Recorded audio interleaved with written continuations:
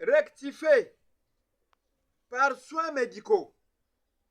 Je dis rectifiez par soins médicaux de taille. Et rectifiez-vous des soins médicaux de taille de votre profession, de vos études terrestres. Votre œuvre n'est parue qu'à la fausseté. Votre œuvre ne parut qu'à la fausseté. Durant toute votre marche de vie sur cette terre, dans la Bible, vous vous enrichissez.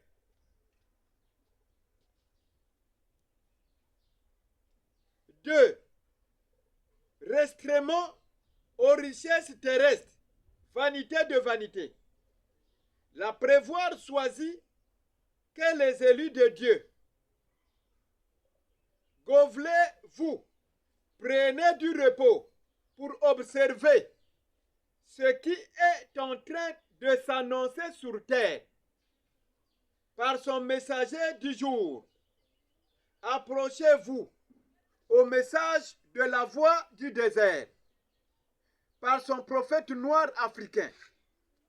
Ceux qui achètent le talawa aux dîmes et aux offrandes par les prédications vaines soutirées de la Bible, vous trompez les chrétiens et qui ne donnent pas vie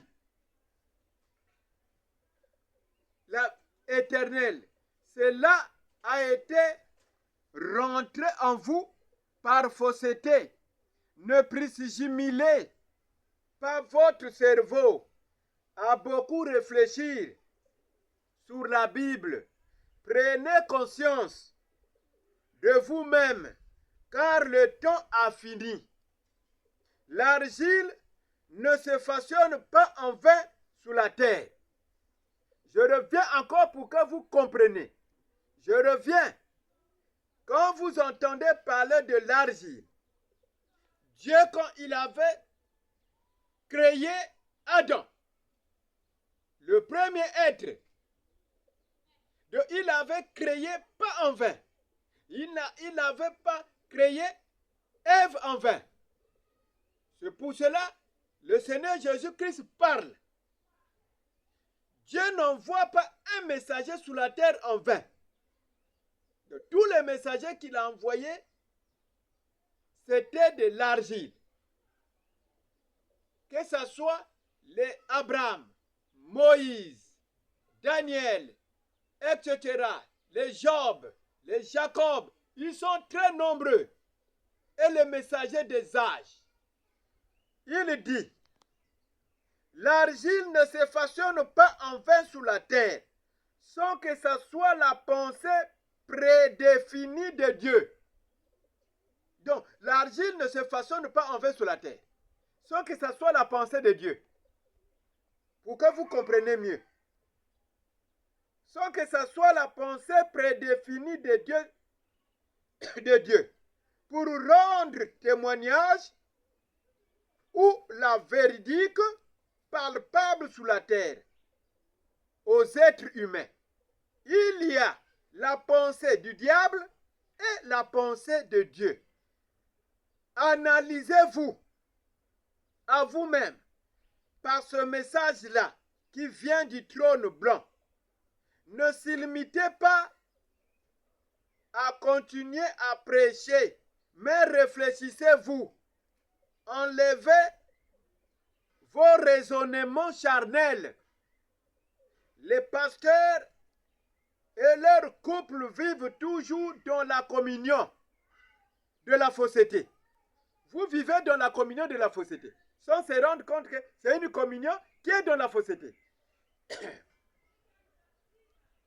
Les maltus mettent-elles de la terre des faux équerres de votre maison est incliné. Votre canal du cerveau est au four tiède du cerveau. Vous vous vous diaposez avec les autres par des discours vains. Ne distinguez pas votre périmètre par les contours vains. Vous vous cabossez les versets qui avaient laissé le prophète Branham. Le Seigneur dit, il vous dit que vous cabossez les versets bibliques que le frère Branham avait laissés. Oui, il a laissé, c'est des témoignages.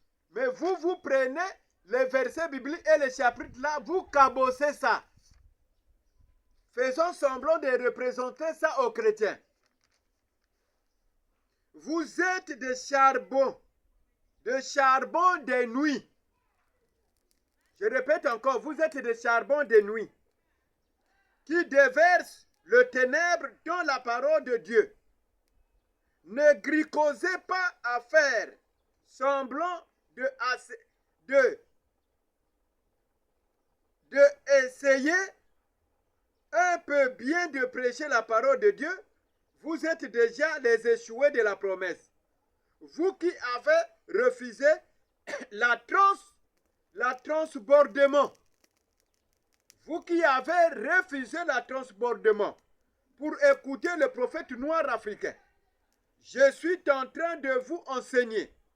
Vous qui êtes malades, sans se rendre compte que vous êtes très grave malade. Vous êtes très périmère de cet âge final de l'épouse. Vous êtes de pétrins. Vous êtes de pétrins. Vous allez découvrir vous-même dans le dictionnaire. Vous êtes des intelligents, des sages. Des très sages. Vous êtes des pétrins de ce monde. Car descendez-vous pour mieux décoller. Vous ne voulez pas. Et vous vivez dans des sens négatifs de cette terre, dans la parole de Dieu.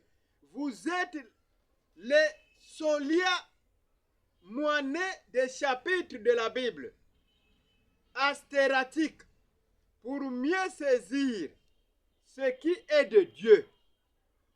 Amen.